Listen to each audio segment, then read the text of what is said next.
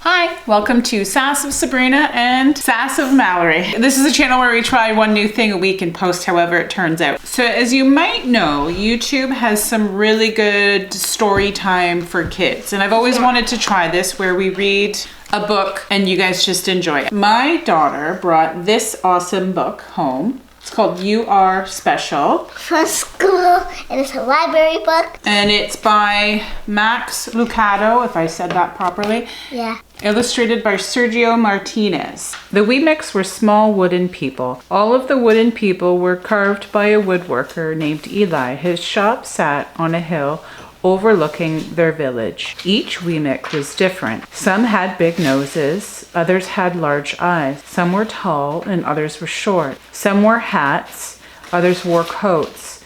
But all were made by the same carver and all lived in the village. And all day, every day, the Wee-Mix did the same thing. They gave each other stickers. Each Wee-Mix had a box of golden star stickers and a box of gray dot stickers. Up and down the streets all over the city, people spent their days sticking stars or dots on one another. The pretty ones, those with smooth wood and fine paint, always got gold stars. But if the wood was rough or the paint chipped, the Wee-Mix gave dots. The talented ones got stars too. Some could lift big sticks high above their heads or jump over tall boxes. Still others knew big words or could sing pretty songs. Everyone gave them stars. Some Wee-Mix had stars all over them. Every time they got a star, it made them feel so good. It made them want to do something else and get another star. Others, though, could do little.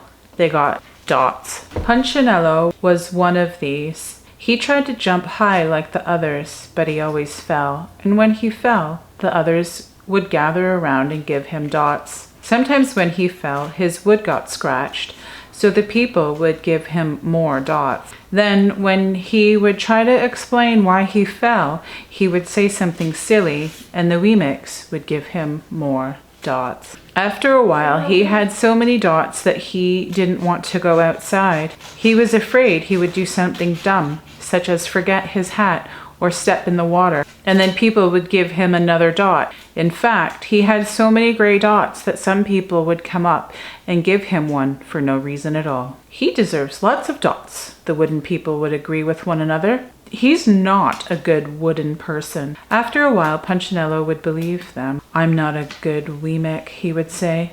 The few times he went outside, he hung around other Wee-Mix who had a lot of dots. He felt better around them. One day, he met a Wee-Mix who was unlike any he had ever met.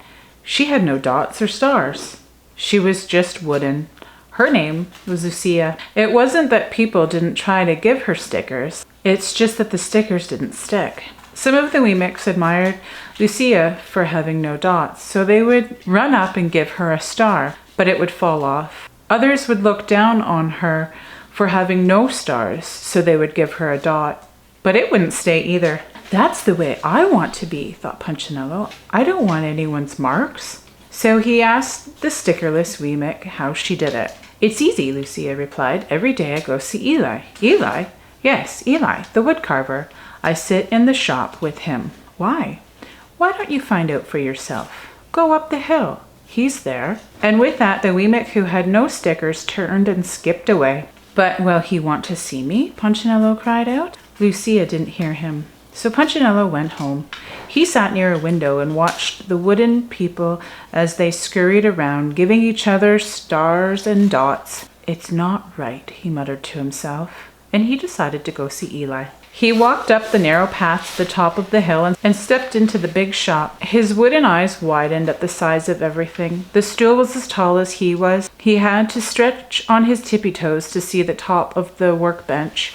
A hammer was as long as his arm. Punchinello swallowed hard. I'm not staying here, and he turned to leave. Then he heard his name. Punchinello! The voice was deep and strong.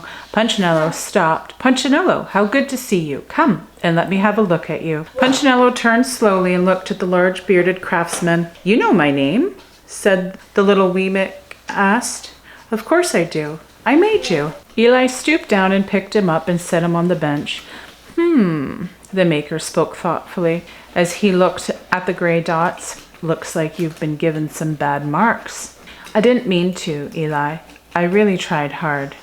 Oh, you don't have to defend yourself to me, child. I don't care what the other wee mix think. You don't? No. And you shouldn't either. Who are they to give you stars or dots? They're wee mix, just like you. What they think doesn't matter, Punchinello.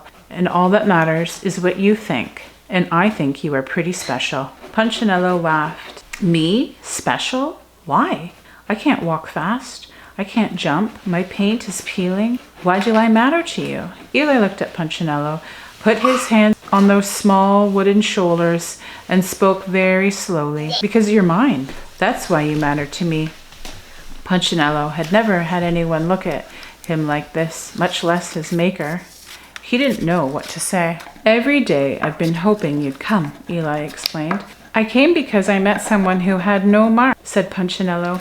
I know, she told me about you. Why don't the stickers stay on her? The maker spoke softly. Because she has decided that what I think is more important than what they think. The stickers only stick on you if you let them.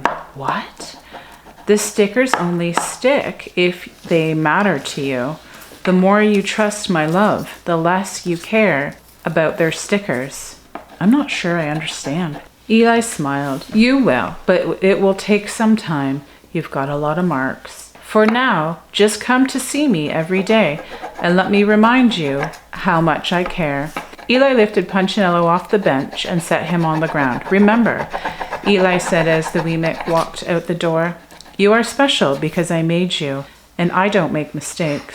Punchinello didn't stop, but in his heart he thought, I think he really means it. And when he did, a dot fell to the ground. The end. I hope you guys enjoyed that book as much as we did.